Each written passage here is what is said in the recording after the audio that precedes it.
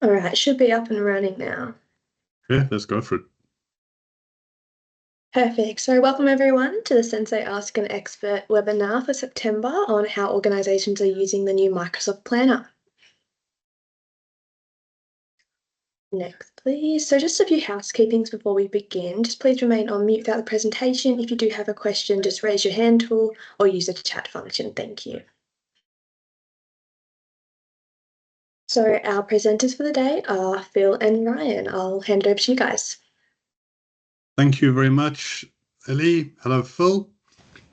We are going to go through that old topic that's always new these days, which is the new Microsoft Planner Premium, which is also known as Project for the Web in the past, but has really been expanding a lot lately. So we're going to cover off what's new. We are going to then get into a bit more of the reality of how people are actually implementing this and what they're thinking about. And this is why we have Phil. So Phil is one of our client success leads who is very involved in the real life implementations of Planner Premium. So he's going to take us through some lessons over there. Then we will look at some new things. This is a growing product. So we'll look at some what's recently new and a few things that are coming out on the roadmap. We do intend on leaving lots of time for questions, so it should be about 15 minutes at the end for questions. You're welcome to put things into the chat in the meantime. Phil will have a look at those, or you can unmute yourself at the end, and we will help you out with that. So what is the new Planner Premium? Well, it's the old Planner with premium features, which means it's Planner and Project for the Web that are now brought together. So I'm not going to go into this too much because we've covered this in previous sessions, but happy to catch up with you guys afterwards and we can go through details. But basically what we have is an online simple tool that gives us the ability to create simple tasks, subtasks, create the schedule, the Gantt chart, do basic baselining, critical path, dependencies, all within your Microsoft environment, and all with Copilot added in. So we have an AI capability that we are going to look at that in a bit of a demo. This is something that, because it's part of your Microsoft environment, has that data available to you that we can extend out with Power BI and with Power Apps, and also does integrate into the Altus tool that we have as well. Now, there was a question sent through around what's the difference between Project for the Web and Planner Premium. There is no difference. These are the same tools. There is a difference between Planner, or you could call it Planner Basic, and Planner Premium. Planner Basic is the old Planner with the cards you drag up and down. We've seen that for many years now. Planner Premium, also been around for many years. It is Project for the Web rebadged. They're bringing that, plus the ability to, they're now merging these together, and they're becoming tighter and tighter merged together as they go. It doesn't mean there'll only be one tool. You will be able to work in Planner or Planner Premium, and you will then be able to move from Planner to Planner Premium if you want to. Okay, so it's not a brand new tool. It's just more work on the tool that was formerly known as Project for the Web. Related was a question around, can you use the new Planner outside of Teams? A lot of people know it as a Teams app. Yes, you can. You can use it as a Planner app. You can go to Planner itself, the traditional Planner, and from there you can move across. You can use it in Teams, or you can use it in the web. So a lot of people are actually using it in the web. You don't have to use it in Teams. We will look at the bit of a demo today will be Teams based, because right now let's call it the newest functionality, or the best functionality, is in the Teams experience. There is a bit of a difference between Teams and web in terms of this, but yes, you can definitely use it in the web as well. So if you're not a Teams, you guys aren't using Teams too much, don't worry, use it in the web. Okay, now, why would I use this? I have Planner, I have Altus, I have MS Project, I have all these things.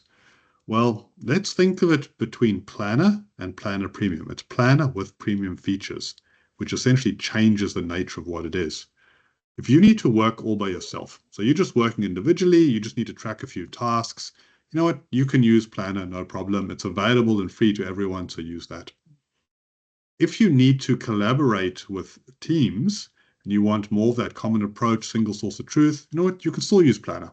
So this is aimed at teams.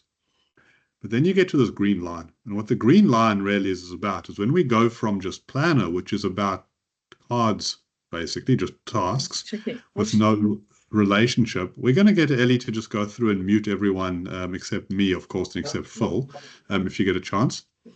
So you get to the green line, and what you end up doing is needing tasks that are now time-phased. Probably the end of the day, but we'll just get you to mute yourself in the meantime. So if you need tasks that are now time-phased, think normal schedule, more like a Gantt chart. Now you want the premium features. So you want dependencies, you want time phasing, you want schedule type functionality. That's premium. So this is where you flip to plan with premium features. If you want to then start using more than just tasks, we want to maybe do some reporting. I want to add some information in that is more things like PMO functionality and risk lists and things like that. I'm now starting to build in Power Apps and Power BI on top of this, and I want to maybe start viewing things as a portfolio. I want to view many projects together. I definitely want the premium features. So that's kind of the tipping point, becomes the green line. I want consolidation across everything, and I want time phasing. And that's when you want to move to premium features. Okay, so a little bit of detail, and we're going to get into some of the reality of things from Phil. So some very specifics in here, okay? If you're trying to decide between these, you want a Gantt chart, you want time phase, you want dependencies, you want calendars, so you can have calendars. You want AI to help you, you go premium. Again, you want to link it up to goals. If you just need the basic, I just need simple tasks, but I want to link them to Outlook, which is quite nice. I want to use them in Loop. That is quite nice as well. At the moment, only Planner Basic does that. This will come, I'm sure, in the future, but for now, that's only Planner Basic. Very task-centric. Planner Premium, very task-centric, but more of a schedule task. And then you have Elsys on top that takes it kind of up into the high levels of the tool. That's a bit of the theory. Let's hear from Phil, who's going to talk about how people are actually using this, how they're really approaching this. Phil, do you want to share some experience there? Yeah, great. Thank you, Ryan, and appreciate the opportunity to be presenting today. So we've got a number of Planet Premium engagements currently running. So yeah, some real world scenarios where we're seeing Planet Premium being taken up by our clients and being used well. And there's really a spectrum of how it's being used and really different use cases for each of those. And I'll step through some of those today, and then happy to take questions as we go on things we've learned throughout this journey. So the first being a really light scheduling approach. So again, if we remember, the real reason that Planner Premium exists and what was Project for the Web is that Microsoft Project is just too complicated for some people to use. And so they created a light touch scheduling function. And that's what's being used by some clients, that they really have a focus on just task management and just need a scheduling tool. So they use Planner Premium as that. And it's really making sure your tasks are staying on track, dates and deliverables, and to add some reporting behind that in some instances. To step above that, when you're expanding your project management governance beyond just scheduling and beyond just tasks and timeframes, we're looking to add in more of risk and issues and other attributes for the project. And that's where we start to add different solution options on top of just the schedule, just Planner Premium, to provide those additional features. And so that becomes a more rich project management tool, but just getting started.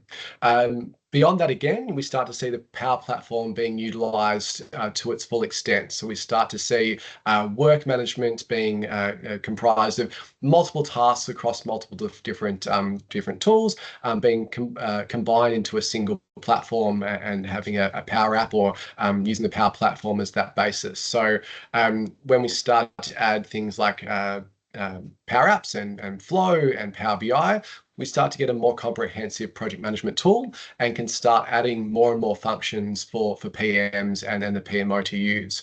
And the far extent of that is our last example is a full PPM solution. So you can build up a PPM tool from the Power Platform from scratch.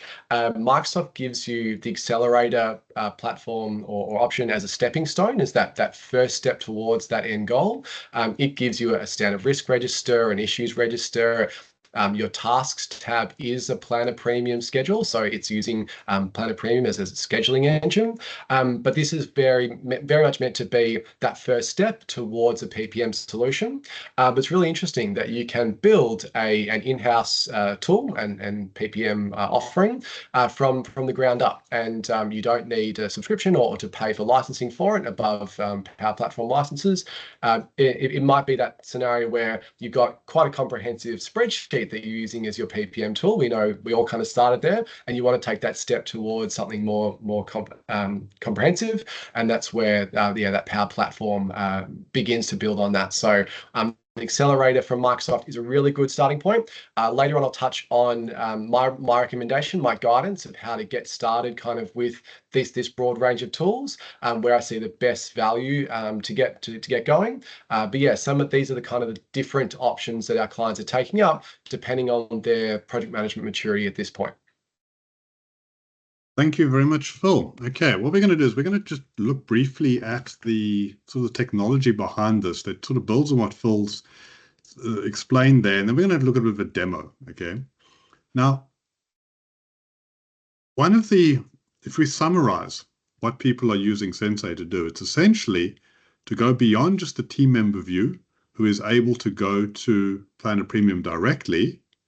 They are building out that project manager and PMO view through the application of Power Apps, through the application of Power BI. With this comes that need, as Phil will talk about in a little while, to integrate through to the groups and teams and the best ways to actually do this. The thing with this is there is a bit of a tipping point here, and you don't want to go too far. If you build and build and build, you'll eventually build the whole of Altus, for example, and now you must maintain it, and you've got to maintain that yourself. So it does become custom build. So we do need to just find the right mix, and this is what someone like Phil, they've been going through, some of the world's first real implementations of this, and finding the best way to actually do it. So I'm going to take you through a brief little demo now, just to show you a few cool new things. Okay, so here we have Planner Premium within Teams. This is the Teams interface to it. I can view a list of all of my plans. I could create a new plan, and you see here I have this choice, left or right. Basic is just Planner. Premium, where we'll go now, is Premium. There are templates that are available. The Microsoft is adding more templates in. What they have announced is more templates are coming, but they have not yet announced the ability to create your own templates. From a Sensei perspective, we can help do a customized approach to that, but we hope that templates will come in future. So let's call this September AAE webinar example. Okay, I'll add it to the pinned plans. We could link it to a group, but I won't do that at that point. I will just create this. So it's going to now create it. And what we're going to do is we're going to use Copilot to do most of the heavy lifting for us. I don't feel like thinking today. I'm going to get the AI to actually help me with this. Just taking a little second to create. So in the back end, it's actually setting this up for me. It's creating the plan. It's creating the schedule, and everything actually gets set up as a shell, and then we're able to go further. Now, I do have one that I prepared earlier in case this takes too long. But it can take a few minutes. Hey, Ryan, I'm not sure if I'm stealing a thunder here, but there was an interesting observation raised during a Microsoft presentation that potentially, rather than using your own or the custom templates that are there, you could use a similar Copilot prompt consistently to have a template schedule created for you. So a way around templating to get started. I think that's a really good approach, and it's something we've actually done within Altus as well, where you use the AI to not only effectively create the copy, but also then put a sort of a new spin onto it, in that it creates a template, but it can also look at what you have, how you've described your project, and say, there are 10 tasks in the template. I suggest you remove that one and add these 3 because of what you're trying to do right now. And so the AI really does take the templating to a bit more of an intelligent level, not just to stamp another cookie out. Okay, so this one is taking a little longer than it did yesterday. Okay, I wouldn't have timed it that long otherwise, but what we'll do is we're going to go to one that was created earlier. Okay, and I'm going to start with goals. So what you're able to do is you are able to use Copilot, and you can do things like create goals, and I want 2 of them for the addition of a finance, no, let it figure the spelling out, module to this product. See what it does. So what I had here originally was we were going to create a project management system, okay? And it came up with these 2 goals. It comes up with the goals that can help you work out how to actually measure these. So there we go. It has gone and created 2 goals around this. So we could now say something like reduce the scope of the first goal. Maybe that is a little too ambitious.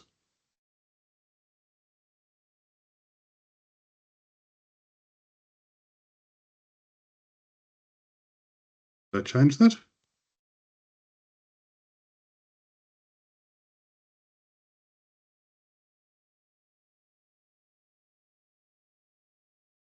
Okay, it's changed that one. So what it can do is you can interact with it. You can help plan out your goals. Now, these goals can be linked up to Viva goals as well. So if you're using the Microsoft goal functionality, this is something that you can start thinking towards, no, I'm not going to say quite OKRs, but in the sort of general direction, okay? Now, by creating the goals, it gives me a starting point. I could then go in and I can build out boards. So we're getting towards a schedule over here. So we have some boards that were created earlier on, and this is really focused on marketing. Add boards to reflect the software development phases. What you're able to do, what I'd done originally is I'd given it a description when I created it to explain what we're doing, and it actually figured out the roles that would be involved in this project, and that's why it came up with the marketing, content creation, etc.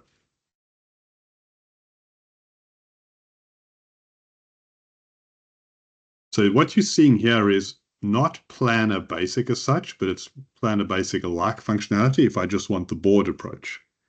But ultimately, I'm going to then want tasks added into this. And here were some added earlier. We'll just get that to finish. And Ryan, whilst I know our audience here today is usually interested in, we discussed before, above that green line in the premium features of more defined tracking, we're seeing internally at Sensei more and more use of the standard features. So just boards and task tracking just for our internal tasks. It's still a good way to keep a track of everything. It's centralized, links with Teams, everything has good integration with the rest of Microsoft 365. So it's being kind of widely used as our standard task tracking process at the moment. Exactly. And except for it taking so slow today, and I promise you, I prepped all the stuff yesterday. It's not normally this slow. It is, as Phil said, very integrated into your Microsoft 365. And I'll show you an example of that. I may just leave this thing to finish itself. And so we can create boards. What I can do as well is I will say, here we go. I'll just pick that. Create tasks for onboarding a new client. It's going to now go in and fill the tasks into the right board. And then we're going to move over to the timeline view to actually finish these out. So to create the schedule part of it. And then I'm going to use Copilot to actually do some querying. And what Copilot will do is look at the information in here and the information in the rest of the rest of my Microsoft 365.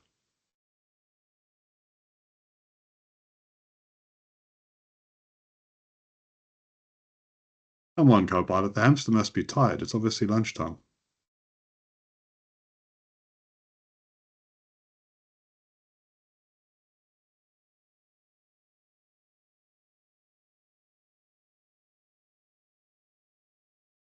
One of the problems with this is it doesn't keep the history of the chat. So when I was if I go up there, but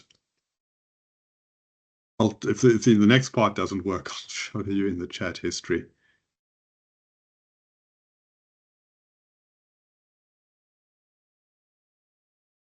Yeah, I think mine is just taking a little while. Okay. In the interest of time, I'm going to move on. Those tasks from the board will eventually become tasks over here. I am able to create a basic schedule.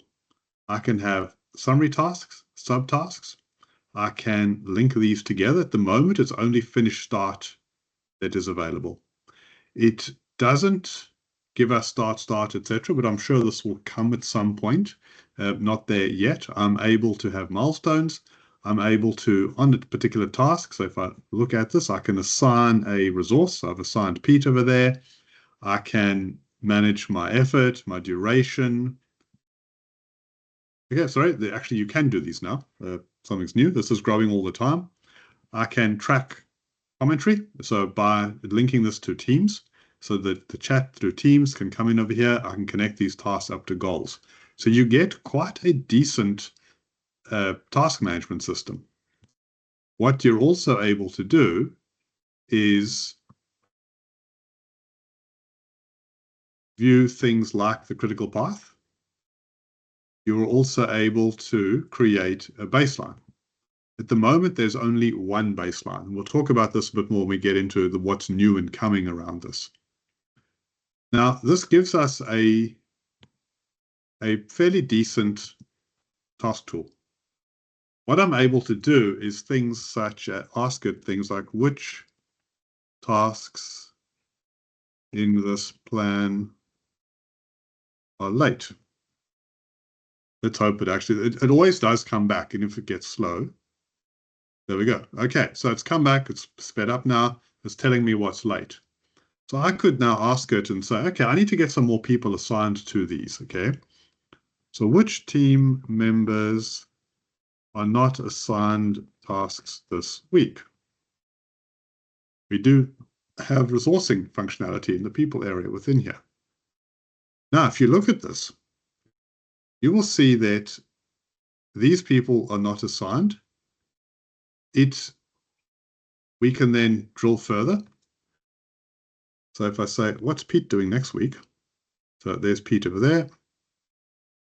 And here it's actually showing me what's coming up. So I'm able through a natural language interface to start interrogating this.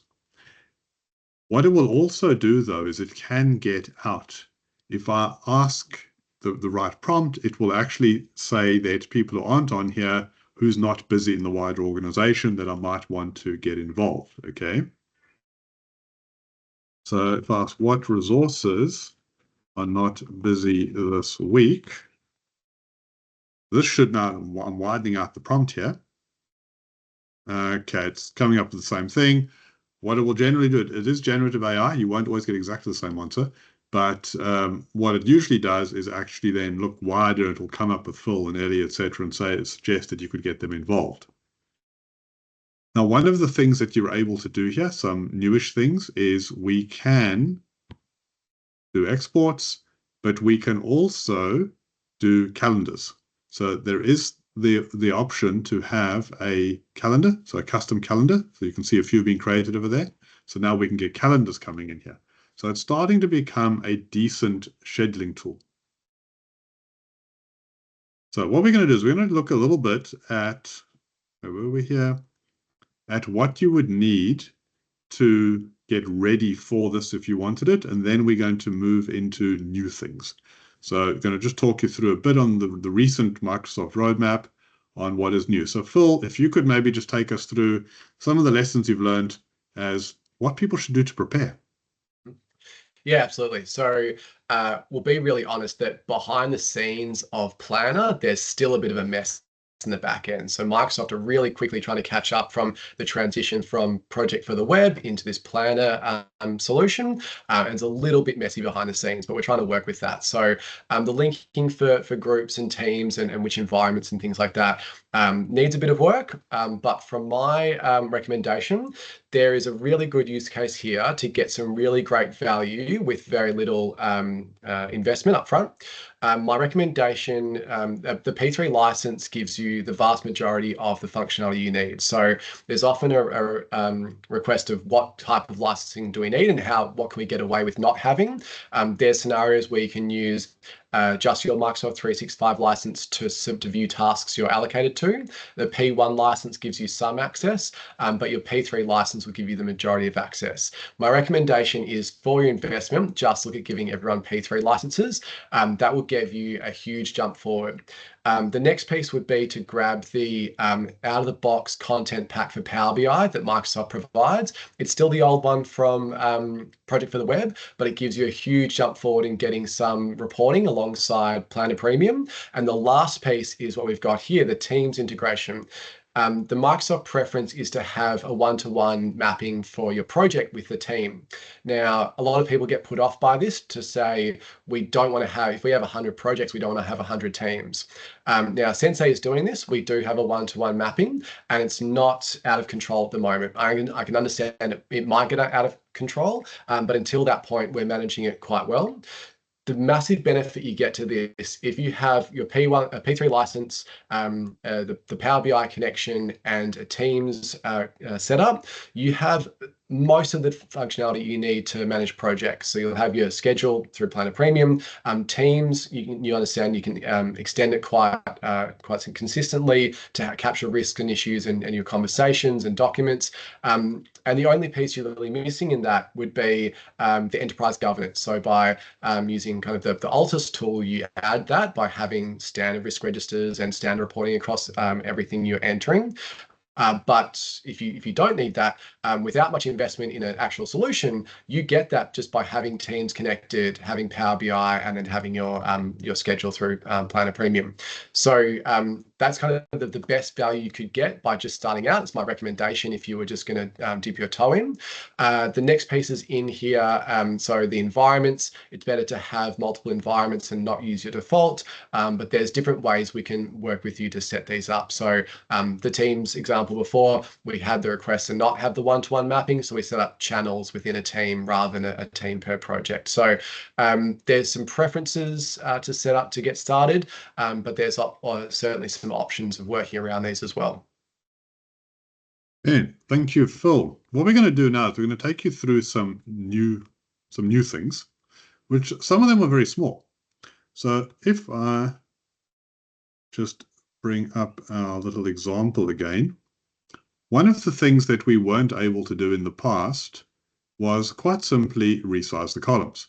It's a really simple request, and finally we can resize columns. So that does make life a lot easier. Sharing these plans has become easier as well, in that we can now quite easily copy a link to the plan and send that off to someone. Okay, so these are very small things, but very nice little things. Baselines I did actually mention. So just to show you the baselines again, if I go into one of these and I go to our board, actually, sorry, you can see it in, there we go, baseline. You can create one baseline at the moment, but more is coming. So supposedly in October is, and I have a little picture of this. There we go. Okay. Task level variances. So here are our tasks. You can see a very small kind of picture there, but there are, I'll make that a bit bigger. There are the tasks, finish date, baseline finish per task. It's always been in the backend, they just haven't exposed it. There's the finish variance per task. So this is definitely taking that next step in terms of baselines, which is quite nice.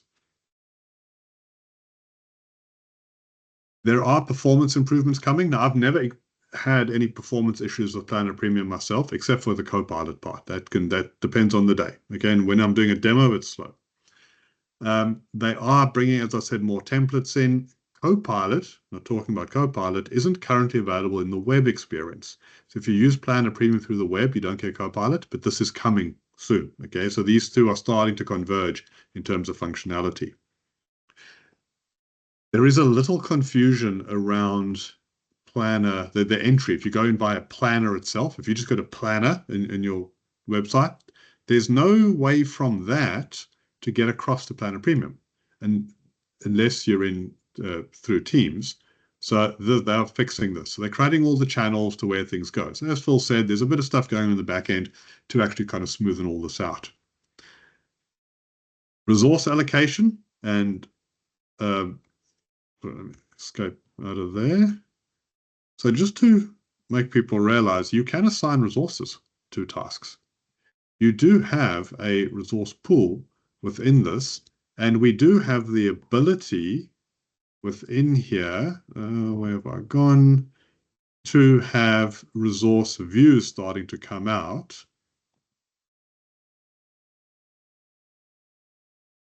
I haven't signed into this. I've probably gone to sleep. There we go. See Power BI is loading up, so we can extend it with Power BI. So what we're looking at now is the version in the web with Power Apps added on top of it.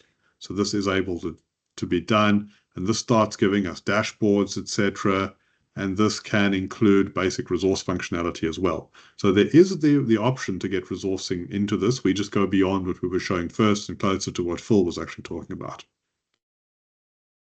Something that's been massively asked for is user tagging. They finally started to develop this. So they've confirmed they're actually developing it. So if I am in here and I go into a task, I actually want to, within comments, etc., I want to tag, hey, Phil. So I'm in a note. I want to go, hey, Phil, can you do something? This is really powerful, simple, but really powerful. This is on its way as well.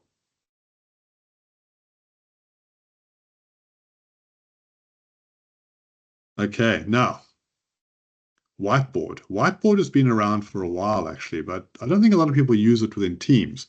So Whiteboard is being integrated into the Planner Premium experience.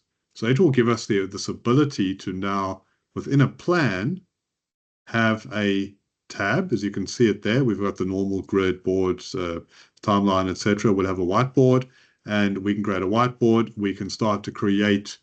These are not the cards, the buckets and the tasks in the schedule. These are your own sticky notes, effectively, but then they can be converted through to tasks. So you can have your brainstorming session and put everything on there, and what you want from the meeting, you can then convert across. Copilot sits on this as well. So we have to see what Copilot can do, because you could say, okay, give me a summary of this and turn it into tasks. What have we got Phil's name against over here? Let's assign Phil to these as tasks, etc. Okay, so Whiteboard is now starting as the things are starting to come together, becomes really powerful. Okay, and then we get to the last piece of this. We've got lots of time left for questions here. One of the things is they are bringing in a portfolio view. So at the moment, you have individual plans and you have to go between the individual plans. And Microsoft has worked out about 35% of people's time is lost changing gears as they go between things and find their way between things. They're creating a portfolio view, and I'm going to show you a couple of things around that. The Microsoft's part of it hasn't come out yet, but we have a part. This will require a P3 or a P5 license, okay, which the P1 is just for normal sort of team members. If you do have a P1 or an E5, so don't even have a planner license at all, you'll be able to read only. This opens it up to a lot of people. Okay, so people just need to be able to view the plans. Most of the people on this call will have E5 licensing. So you're going to get access to this, which is quite nice. What it will give us is this consolidation and a roll-up, but they're also integrating roadmap. So if you remember from the Project Online days, we have roadmap. So now we can bring roadmap in, and you can have your Planner Premium plan and individual tasks within that, giving us a roadmap view across the portfolio. So this suddenly means we're taking it from the journey going up, going further up above the green line. It's now giving us a very nice portfolio overview and roadmap view for the big picture. So this will help quite a lot in terms of this. When you hit the limits of that, you come across the deltas, and you can then keep going in terms of that.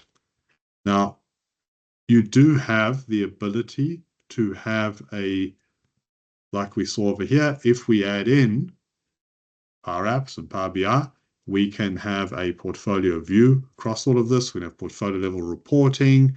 We can, look at all our risk reporting, etc. And we can take the functionality a little further on the project. So what we looked at first in Teams, this is the web experience here right now. We can take this further and we can say, I want more than just the tasks. This is what we looked at earlier on, was just the tasks. But if you want more than just that, and you want, for example, some fields to do with this, I want, the high-level summary of the project, I want the risk register, etc. I want the status reporting. You're able to then add this in, but this is added in through Power Apps. This thing we're looking at as a Power App, so definitely something to explore in that area, and this is why guys like Phil come in. Okay, so we have made sure we've left a whole bunch of time over here.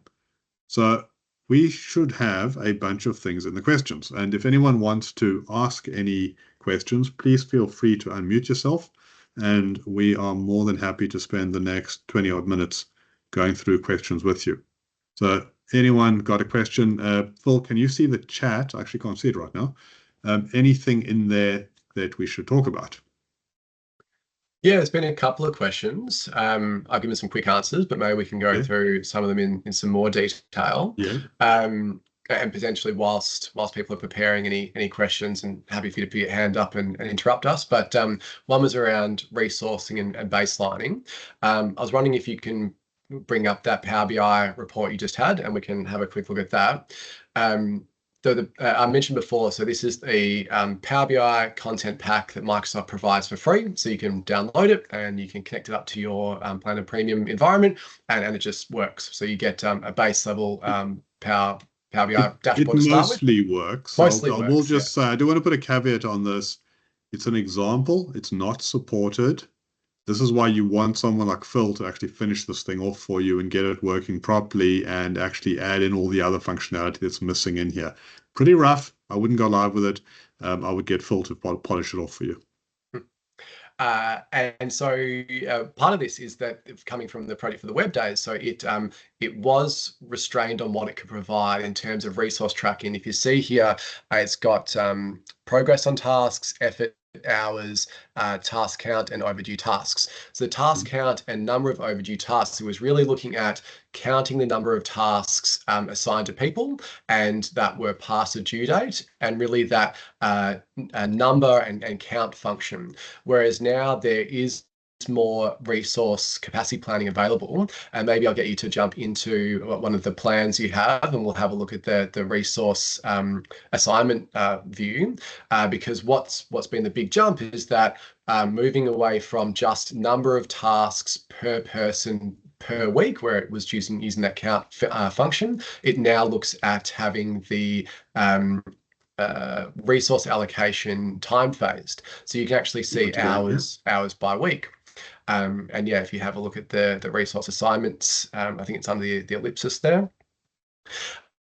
We start to see, what we're expecting from the Project Online and Microsoft Project Days of having resources assigned to tasks by day, week, month, and you can roll it up to whatever.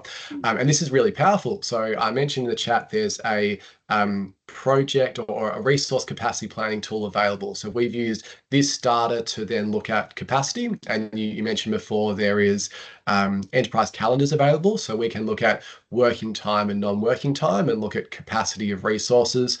And we can start to plan that out through Planner Premium schedules rather than Microsoft Project schedules. So there has been a big jump forward in this. It opens up a lot more functionality and kind of it completes a piece that was missing previously from Project for the Web. But yeah, a lot more available for resourcing and resource planning. I'll pause slightly to see if we do have any questions, but if not, we can... Anyone feeling brave? Do you want to unmute yourself and ask the question?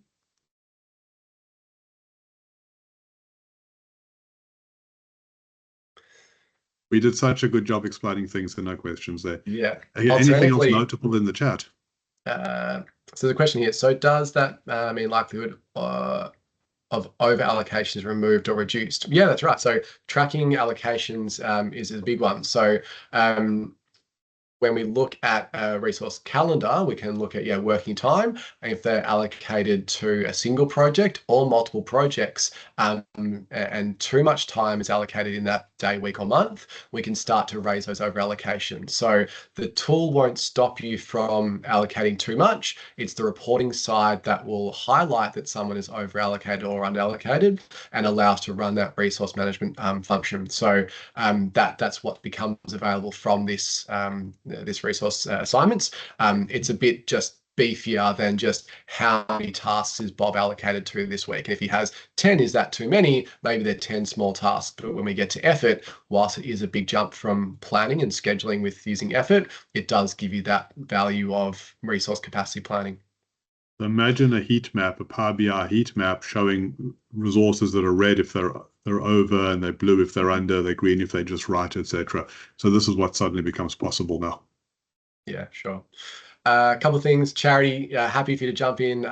If we have already covered, I'm happy to cover it again. But yeah, some questions or some notes are saying that people have joined late, but we covered just some of the basic stuff up front. So yeah, very happy for you to jump in. Otherwise, we can potentially have a look at the other note around baselining and the baselining options. So baselines, okay. So I'm going back to the Teams experience because it's over here. Sorry, not there. Now board.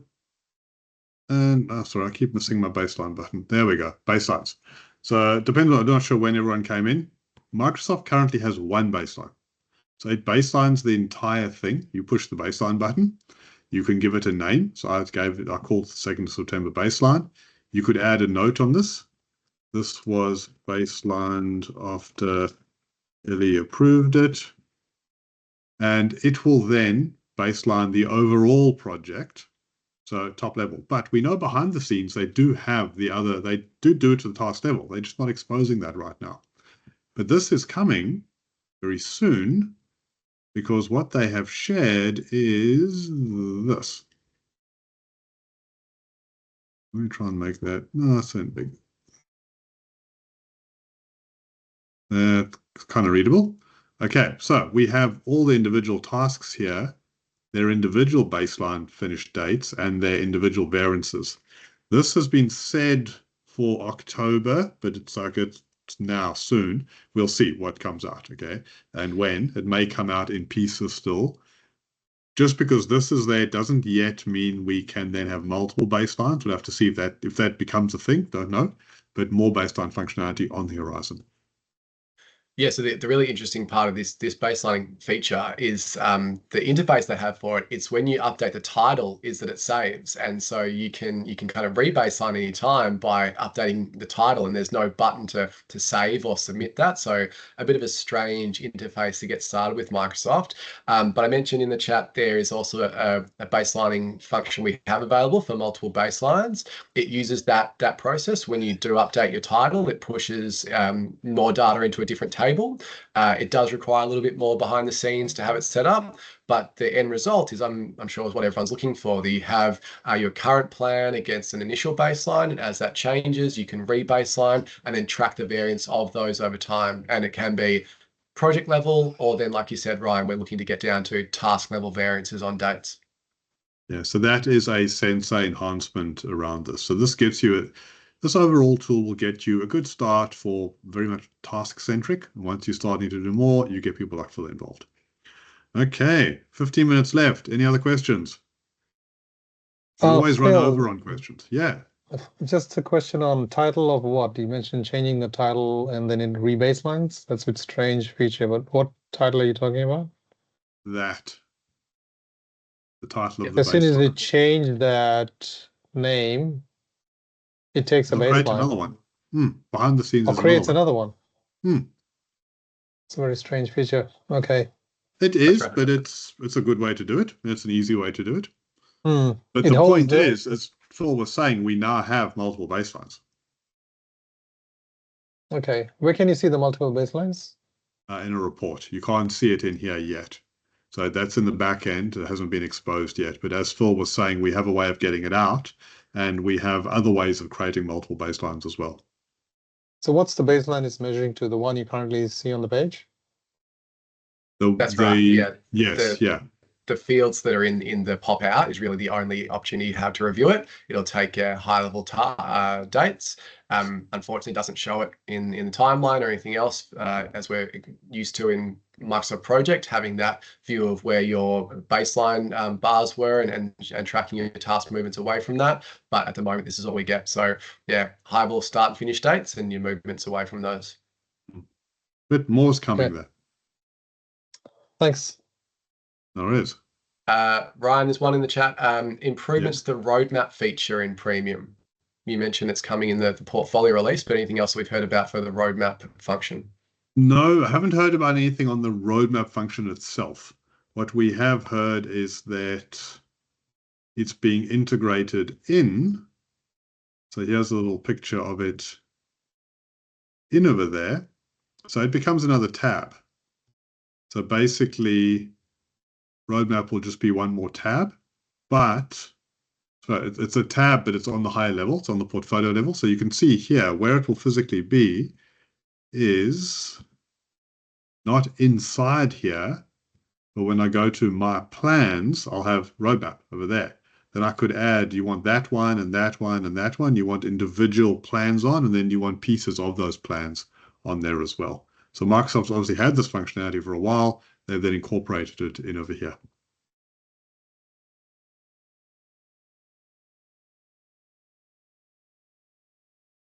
Okay, last chance for any other questions. If not, I'm going to hand you back to Ellie. Thank you very much, Phil, and Ellie will wrap it up for us. Thank you very much. So this recording will be sent out to you guys shortly today. Additionally, we have another upcoming webinar for you guys to register for on our website or through the link provided. This is on the using AI to reduce risks on your projects through predicting the future. If you have any other topics you'd like us to cover, feel free to reach out. And that pretty much wraps up us for today. So thank you for coming and enjoy the rest of your day. Thanks all. Bye. Thank you. Sure.